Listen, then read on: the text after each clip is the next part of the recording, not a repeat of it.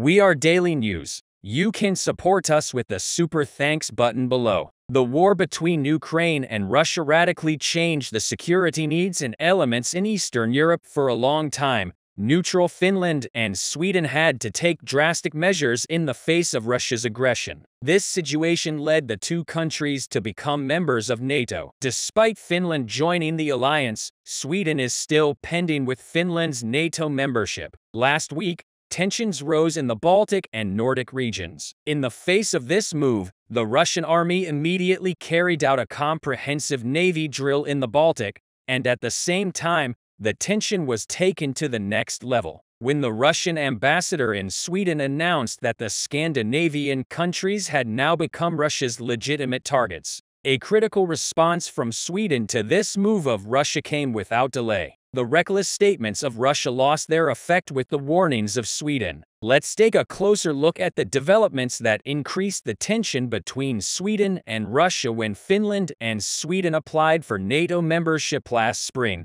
Russia's reaction was negative, but quiet. Vladimir Putin's reaction consisted only of words, not actions. With Finland's acceptance of NATO membership, Russia's northwest flank became a NATO border. This will increase even more when Sweden joins the alliance. Fearing this possibility, Russia hardened its style even more. Sweden's Russian ambassador, Viktor Tatarintsev, made statements on the embassy's website. Viktor Tatarintsev noted that joining NATO makes the Scandinavian countries a legitimate target for Russian retaliatory measures, including military ones. In addition, the Russian embassy accused Sweden of becoming an American colony and criticized the country's support for Ukraine. The Russian embassy also claimed to have received an increasing number of letters from Swedes supporting Russia, but refused to publish them. Already, Russia had long threatened Sweden with appropriate military technical measures if it tried to join NATO.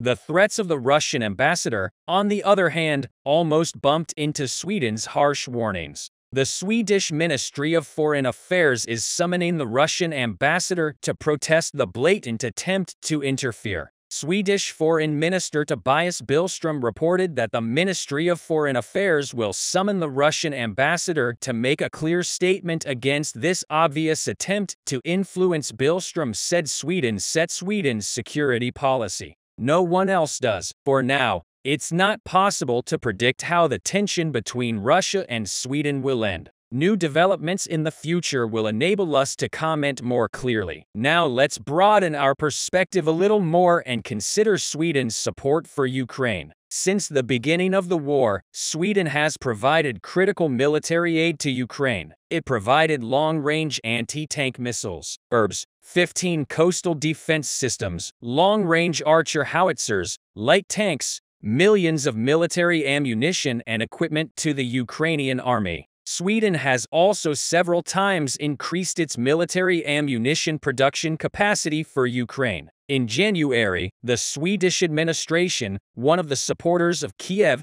announced its huge military aid that will create an event on the world agenda. The striking news has been one of the most effective steps to be taken for Ukraine at the moment. Sweden has approved the delivery of Archer 155mm self-propelled howitzers to Ukraine, according to Swedish Foreign Minister Tobias Billström. Ukraine should acquire as many assault weapons as possible to attack Russian troops, and Sweden should do its part. However, in line with this statement, the Swedish government did not share with the media the exact number of Archer's self-propelled guns transferred to Ukraine. According to the same reports, it's estimated that 18 self-propelled artillery mounts of this type will be delivered to Ukraine in the first shipment. When used with several self-propelled gun crews, these artillery installations can offer a highly effective offensive potential of up to 12 155mm caliber shells due to their high rate of fire. The timing of the supply of such weapons to Ukraine is unknown, however,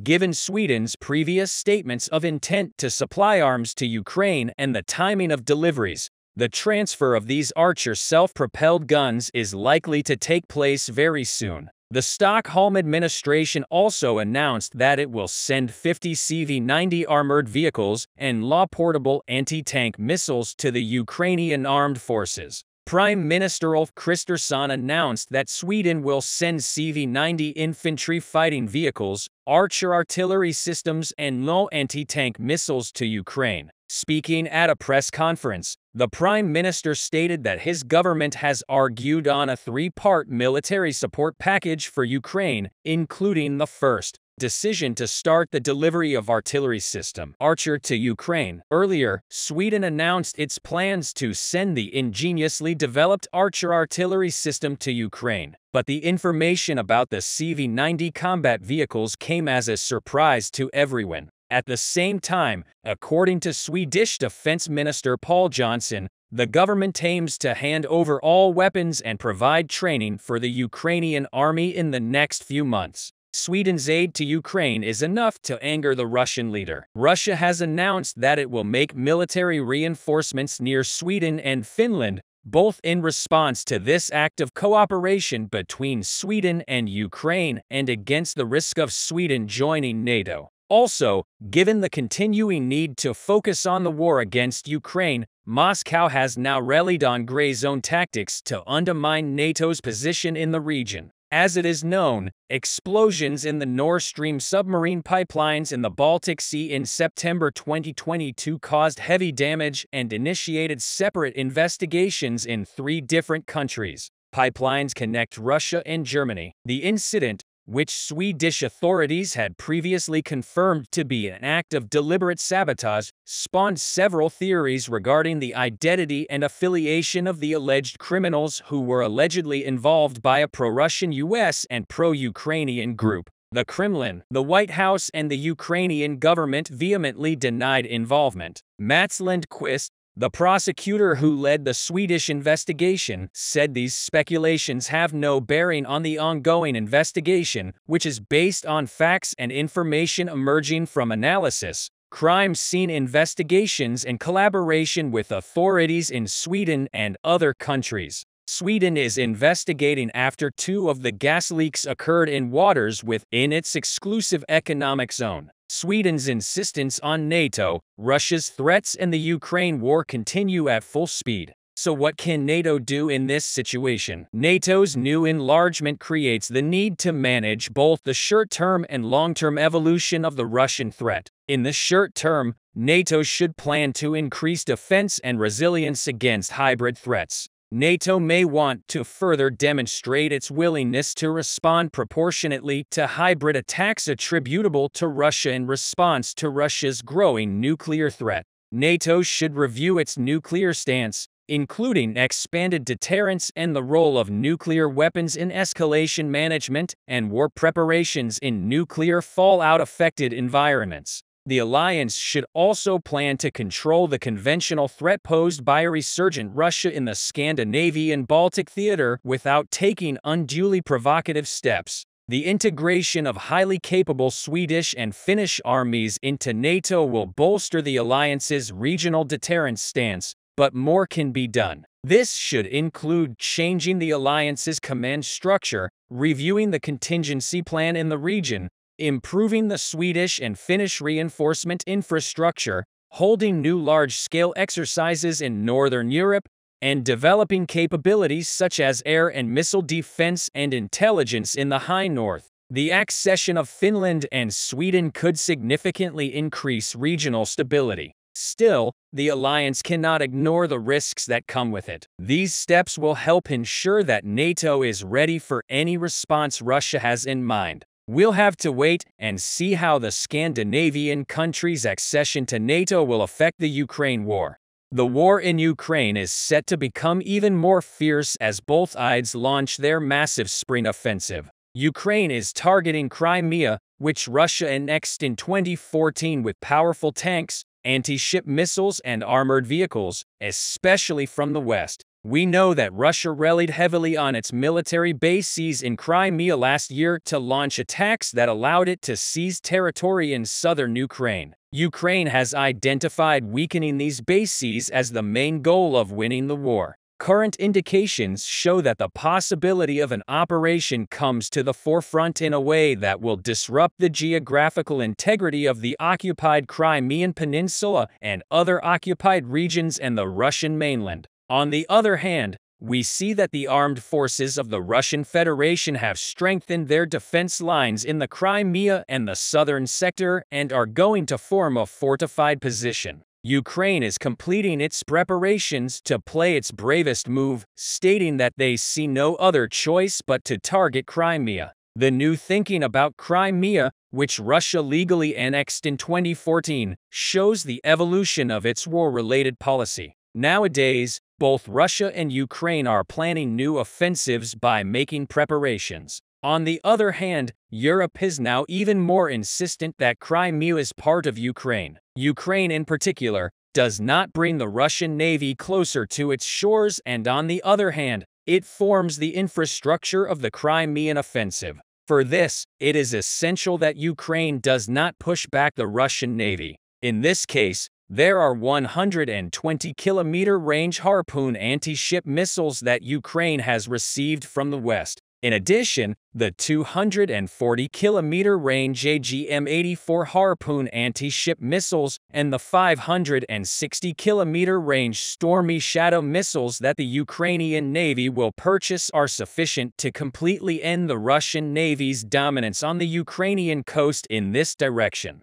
Denmark, Spain, and the UK are equipping Ukrainian coasts with new anti-ship missiles located between the Black Sea and the Sea of Azov. Crimea is home to tens of thousands of Russian soldiers and numerous Russian military bases targeting the peninsula that Russia uses as a base for devastating attacks on Ukraine. Kiev is about to provide the weapons it needs. The Ukrainian armed forces received 25 AGM-84 Harpoon anti-ship cruise missiles from Denmark and Spain. The transfers of these weapons to Ukraine took place in the spring of 2022, while the armed forces of Ukraine used similar weapons in the western part of the Black Sea. The exact number of missiles of this type remaining in service with the Ukrainian army is still unknown. But for the latter, the range of hitting targets is at least 120 kilometers, which poses a rather serious danger. The missiles were transferred to Ukraine in 2022. At the same time, it is still not known for certain whether the latter is intended for launching missiles from stationary or mobile launchers. The supply of this anti-ship weapon to Ukraine was one of the first serious increases in Western attitude towards Russia, clearly limiting the capabilities of the Russian fleet in the Western Black Sea, due to the danger posed by these missiles. On the other hand, British Prime Minister Rishi Sunak promised to send more military aid to Ukraine after President Zelensky's visit to the UK. It is unclear whether the deliveries will include the Harpoon or Storm Shadow's air-to-surface anti-ship missiles. Negotiations continue despite previous fears that granting Ukraine the ability to launch cross-border attacks against Russia could lead to an escalation of the conflict. During negotiations between Rishi Sunak and Ukrainian President Vladimir Zelensky, Kiev and London reached an agreement to supply Ukraine with AGM-84 Harpoon long-range anti-ship cruise missiles. The most important feature of these cruise missiles is their range of 240 kilometers. This threatens the base seas of the Black Sea Fleet of the Russian Navy in Sevastopol. Ukraine is preparing to use British missiles to hit Crimea. Ukrainian officials stated that they are ready to use British long-range missiles to hit targets in Crimea, which could turn into a serious escalation. According to preliminary estimates, Harpoon anti-ship missiles with a range of 240 kilometers, which can be modified for attacks against ground targets, have been procured. And in another option, the air-launched Storm Shadow cruise missiles, with a range of 560 kilometers, is ready for use. It is not known how dangerous such missiles can be for the Russian fleet, but AGM-84 Harpoon missiles can hit ground targets in addition to hitting naval targets. According to defense sources, Britain will not play a role in the firing of long-range missiles that is considering sending to Ukraine to increase the country's arsenal. so Ukraine will not need targeting coordinates to be provided by the UK before the mod can fire any long-range missiles sent to Kiev. Previously, the United States played an active role in the use of advanced rocket systems supplied to Kiev, and the coordinates of the vast majority of Ukrainian attacks were provided and approved by American military personnel. However, according to British defense sources, no coordinate input will be requested from the UK for the aforementioned UK-supplied missiles. These weapons will also make a big difference in Ukraine's fight against Russian invasion. Fears persist that Britain will be dragged into a more hands-on role in the Ukraine war through the supply of long-range missiles, since the Ukrainian armed forces already have launchers for these weapons. Russia is probably trying to take steps to thwart attacks from Ukraine above all else. The war launched by Russia against Ukraine has left a year behind. The war, which started on the orders of Russian President Vladimir Putin, left behind a huge wreckage, thousands of dead, and an international crisis. The invasion movement launched by Russia in Ukraine has passed into the lives of millions of people and in the history of the world as a dark day. Russia and Ukraine, which have been in an indirect war since 2014, started to fight directly on February the 24th, 2022, in the ongoing war between two sovereign countries such as Russia and Ukraine. We see that Russia violated the territorial integrity of Ukraine while Ukrainian soldiers defended their own country. On the other hand, in these days, when the threats against Crimea have increased, security measures in Crimea have been taken to the next level. The alert level against terrorism, sabotage, and attacks in the cities of Crimea and Sevastopol has been extended indefinitely. Russia occupies Crimea and a significant part of southern Ukraine, including the cities of Melitopol and Mariupol, which provide and bridge from its border to the Crimean Peninsula. This region serves as a very important supply route for the Russian army. Therefore, Crimea is described as a holy land for Russia. Crimea is also of great symbolic importance for Russian President Vladimir Putin, who attributes Russia's war in Ukraine to his imperial past. In short, Crimea means everything, especially in Russia's war with Ukraine. But recapturing Crimea is essential for Ukraine's long-term survival. After success on the battlefield, it is clear that Ukraine has the capacity to liberate Crimea. So if Ukraine continues to liberate the peninsula and help the West, a great victory can be achieved against Russian aggression in a war that has already resulted in huge losses for both sides. The struggle to retake Crimea can be bloody. Ukrainian President Vladimir Zelensky has promised to remove Russian forces from all occupied territories, including Crimea. Speaking via video link at the annual meeting of the World Economic Forum in Davos, Zelensky said Crimea is our land, our territory, our sea, and our mountains. He gave us the message of give us your weapons and take back our land. All this aid is only part of the overall effort required for Ukraine to win, defeat the Russian forces and force them to leave Crimea. In short, the war will continue and the West's involvement in the war is so deep that it has reached a point of no return. By contrast, Ukraine has made it clear that it will not accept any agreement that requires it to give territory to Russia. And Moscow is unlikely to back down from its annexation claims in Ukraine. Accordingly, the idea that targeting Crimea could push Putin to use tactical nuclear weapons still persists.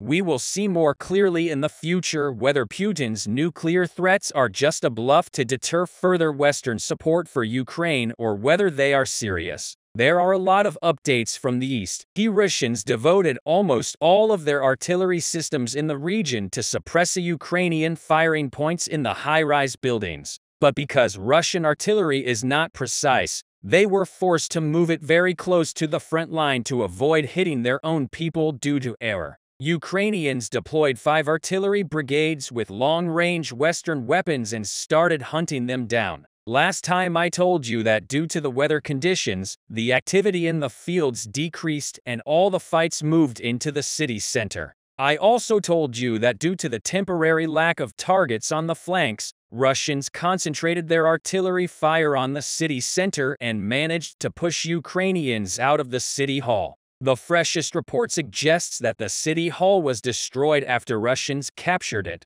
Recently released footage shows that Wagner forces entered the building and took some photos inside. However, it turned out that this was yet another building that Ukrainians completely mined. So by the time Russians prepared to raise their flag, the building exploded and turned to rubble. Russian forces inside Bakhmut became paranoid about pushing Ukrainians out of their positions because they know that the moment Ukrainians leave, there is a high chance that it will explode. The implementation of such a tactic serves as a powerful deterrent when it comes to the Ukrainian positions along the river. Today it was confirmed that the Ukrainians withdrew towards the main street. As mentioned previously, after Wagner forces established control over the market, this group started suffering from crossfire and it became inefficient to fight from a disadvantageous position. Footage released by the Ukrainian 1st Border Detachment, which is responsible for the northern part of the line,